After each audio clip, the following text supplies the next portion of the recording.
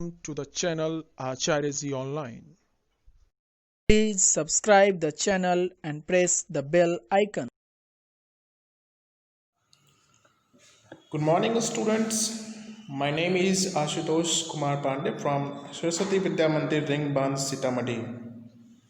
This is the second video of the poem A Legend of the Northland.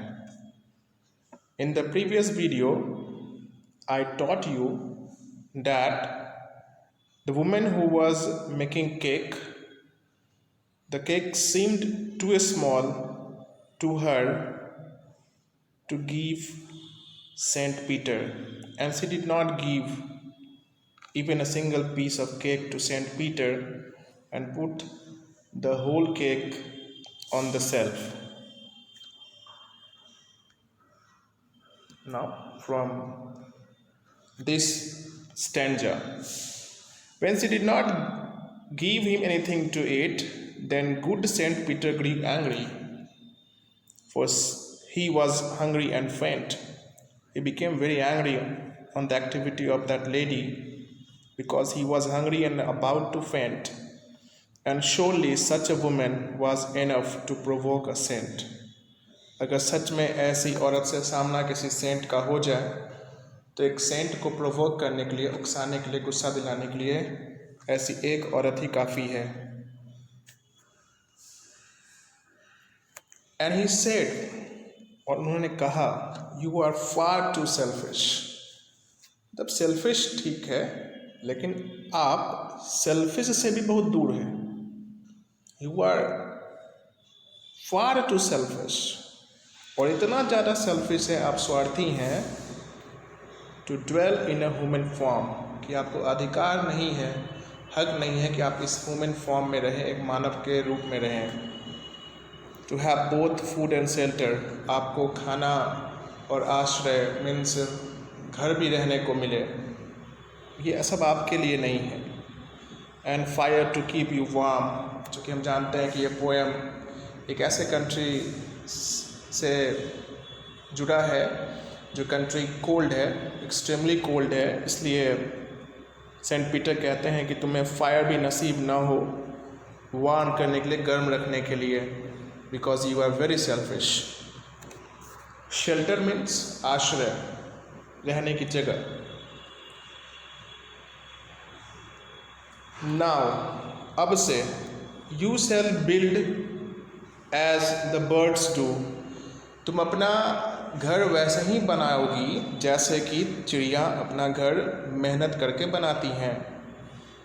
And shall get your scanty food, और दिन भर की कड़ी मेहनत के बाद तुम्हें स्कैंटी फूड मिलेगा, बहुत कम, less food, scanty.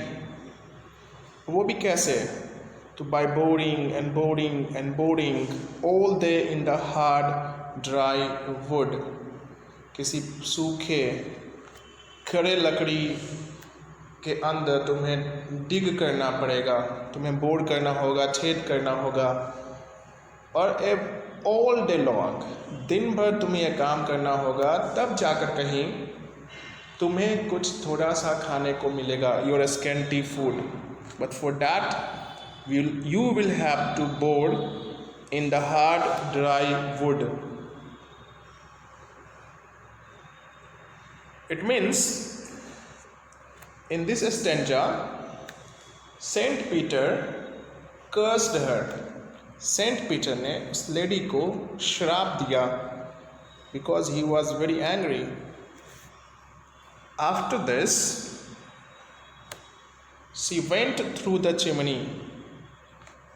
The place where she was baking bread, there was a chimney, and she went through the chimney to the top of that house, never speaking a word. She never spoke a word that after that. And out of the top, जब chimney से वह बाहर निकली वो lady, when she out of the top, then there was no woman, there was no woman, there was a woodpecker. Means जब chimney से वो बाहर की तरफ निकली, जब बाहर आई वो छत से, चिमनी से बाहर, तो एक वुड पेकर के फॉर्म में आई, एक चिड़िया के फॉर्म में आई। For she was change to a bird, क्योंकि सेंट पीटर के श्राप की वजह से वो वुमन एक बर्ड में चेंज हो गई थी। She changed to a bird. She had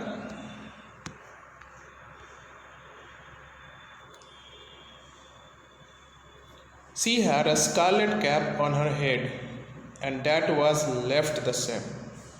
मतलब जब वो केक बेक कर रही थी और जब सेंट पीटर ने उन्हें श्राप दिया तो उसने अपने सर पे एक स्कारलेट कैप पहना था, a bright red colour cap.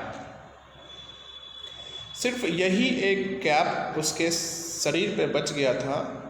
जब वो चिड़िया बनी तो ये कैप उस चिड़िया के फॉर्म में भी उसके सर पे था। But all the rest of her clothes, बाकी जितने भी बचे हुए कपड़े थे, वे burned black as a coal in the flame. वो कोयले के समान आग में जल चुके थे, जिस आग में वह केक बेक कर रही थी। बस एक रेड कैप उसका बच गया था जो उसने अपने सर पे उस वक्त पहना था। और आज भी हम वुड पेकर को देखें तो स्कारलेट कैप उस वुड पेकर के हेड पे होता है।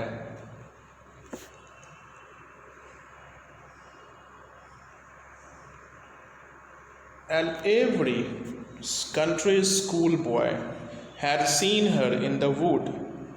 Every country, हर कंट्री का स्कूल जाने वाला बच्चा या बच्चे had seen her in the wood।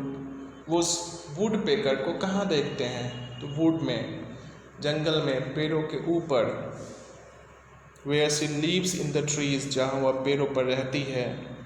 Till this very day, आज के दिन भी वह चिड़िया वुड पेकर पेड़ों पर मौजूद रहती है, वहीं पर घर बना के रहती है। Boring and boring for food, और खाने के लिए क्या करती है? बोर करती है। ड्राई मतलब सूखे हुए कड़े हार्ड बन गए पेड़ों के अंदर, उसे बोर करना पड़ता है, तब जाकर उसे कुछ इंसेक्ट्स मिलते हैं जिसे वो खाती है। स्पेशली टर्माइट्स, दीमक मिलते हैं। एंट्स जो पेड़ों पे पाए जाते हैं, वही इसका फूड है। तो because of her greed she did not part with the piece of cake to Saint Peter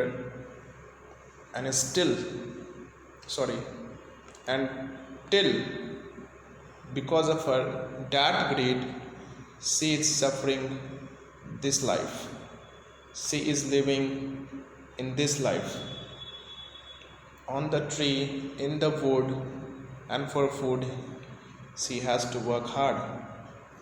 So this poem teaches us we should not be greedy, हमें लालची नहीं होना चाहिए।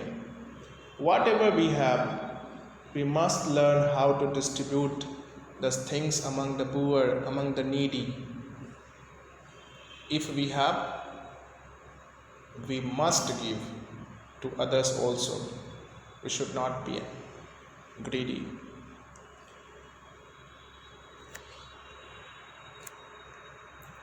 वैसे मैंने आपसे चर्चा की थी बैलेट के बारे में, फिर भी मैं यहाँ पे आपको बता रहा हूँ।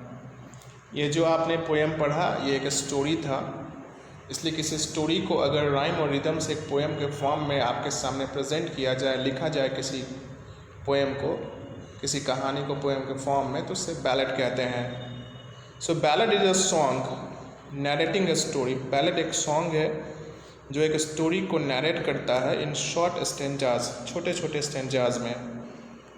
Ballets are a part of folk culture. Ballet जो है वो फोक कल्चर का एक पार्ट है। फोक मतलब क्षेत्रीय।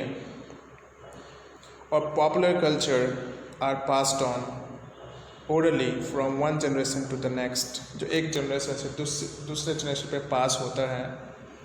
अ legend of Northland is a ballad.